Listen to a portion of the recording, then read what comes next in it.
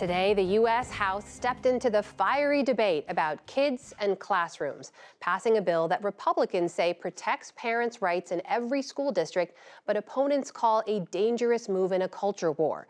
Our Lisa Desjardins reports. For years, flaring, I am so upset that I have to stand before this board, rising, that we can't trust that you would actually listen to us. You've obviously got a fully formed opinion. and sometimes roaring. Debates over schools and kids have now reached the U.S. Capitol. Should parents have the right to be involved in their child's education? That is the question before us. But what about the rights of our students? What about the rights of our young people? Why are my Republican colleagues not advocating for our students? Where House Republicans today passed what they call a priority bill. The bill is passed. It is H.R. 5, called the Parents' Bill of Rights. It would require that parents be allowed to see curriculum plans, lists of materials, and can look at any available books. Also that they will be told about school budgets and any incidents of violence. Republicans say this is simple. It comes out of years of COVID lockdowns and parent sidelining that led to tension and this. A Department of Justice notice in 2021 about threats to teachers and school boards. Some parents felt they were labeled as the threat. These parents are not to be labeled as domestic terrorists. They are proud parents. But the debate shows this is also a political and cultural battle with much deeper layers to it. There is this hostility to traditional values that is seeping into the public schools today. And in response, deep opposition to this from some parents. No on H.R. 5! No on H.R. 5! These parents from a group called the National Parents Union believe the bill could harm their kids with a chilling effect on what they can read. We got Minnesota, we got Illinois, we have New Jersey. They came from across the country to say it misses the real issues in their schools. Jillian Rainingbird is here from Kansas City, Missouri, because she sees increased violence and kids, especially kids of color, failed by schools and resource issues. A mom, including of one child with disabilities, she thinks this bill is a dangerous distraction. It's devastating to our communities that our kids can't read, but yet and still we want to debate what books are going to be taken out of the curriculum. If the kids can't read, why does it even matter anyway? So let's quit playing with us. Let's start focusing on the real meat and potatoes, and that's about student and family success. But others disagree, like the mom who sponsored this bill, Representative Julia Letlow, and parents who joined her and Speaker McCarthy at an event last month. Yes. Hi. My name is Stacy Womsley. I'm a resident of Westchester, Pennsylvania. Womsley is a mom who ran and won a seat on her local school board after her own experience left her feeling shut out by school officials. To have my advocacy for my children characterized as some political ploy was really, it was really hurtful. Womsley says the Republican bill is also mischaracterized and is not about banning anything.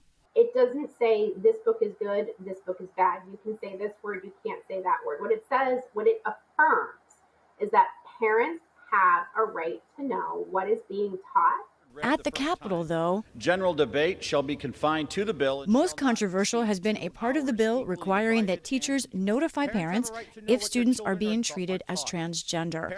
Republicans say that addresses parent fears of being in the dark. Our bill enshrines common sense transparency for parents of children to reflect these concerns. But Democrats say that is dangerous for kids.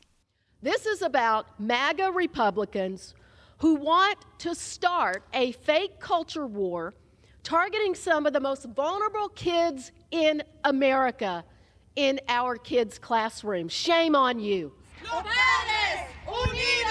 All of this comes with its own civics lesson about parents with the same ardent motivation, but in completely separate conversations. This could be a unique opportunity to bring us together, but it could just keep pushing us apart because we are not listening. We hear each other talking, but we're not listening. House Republicans celebrated the bill's passage today, but it is not expected to move in the Senate. To talk about what this means for families and in politics is Jennifer Berkshire. She's a journalist who co-hosts the education podcast, Have You Heard, and is co-author of A Wolf at the Schoolhouse Door about the future of public education. Jen, let's start by let's just take the politicians out for a second. What do we know about where Americans are on this issue of parents and schools? Well, one thing we know is that the polls have been remarkably consistent over the past couple of years, that parents and Americans across the board, and I am talking about both political parties, which, as you know, is so unusual right now, opposition to anything having to do with book bans and limits on what teachers can teach and kids can learn is broad and deep. And I think people might be really surprised to hear that, because you probably think that these laws that keep popping up are, they must be in response to popular demand. And that actually is not the case. I want to take apart sort of the two sides of this. And first, I want to check in with the parents driving this idea. Is there knowledge that you have? What do we know about the idea that parents in this country are getting blocked out? What is happening there with school systems? So first of all, I think it's really important to acknowledge just how awful the pandemic was for everyone, but for parents in particular. And so I think it would be a big mistake for us to just write off this movement as astroturf, or the product just of politicians who want to stir the pot in order to reap political gold. There is definitely something going on, but it's also the case that the longer we see this movement, as we watch it evolve, the causes keep morphing and the demands get more and more extreme. And so whereas there was initially quite a lot of support for things like, say, reopening schools or greater parent involvement in schools, now more and more, as we see those demands start to translate into things like banning particular books or focusing so much attention on trans kids in particular, you see public opinion in favor of that movement diminish. And that's what I want to ask about, because this bill that was passed in the House, we don't think it's going to go much farther, but this bill doesn't have a book ban in it. But the opponents say that this is part of conservatives, especially using the phrase parental rights, to push opposition and even shut out some things that those parents oppose, like books. What do you make of that? Is this sort of a behind-the-scenes push? Are these things connected, or is there no connection? I thought it was really interesting that you heard so many Republican leaders get really defensive about precisely that question. And that's because they know that for more and more Americans, the parents' rights cause is getting harder and harder to distinguish from these unpopular book bans. And one thing that we should really remember is that there were a lot of politicians who ran on the parents' rights cause during the midterms, and they did not do well. Where we saw Republicans win when they were up for re-election, when they were reaching out to the base. But as far as an issue that galvanized suburban women in particular, the parents' rights cause was a failure. And I think you hear that in these concerns of leaders on Capitol Hill who are worried that what they thought was going to be this cause that lured independence or suburban women is now coming to be seen as something actually extreme and unpopular. I noticed something when I was reporting this story that I wasn't looking for, but was hard to ignore.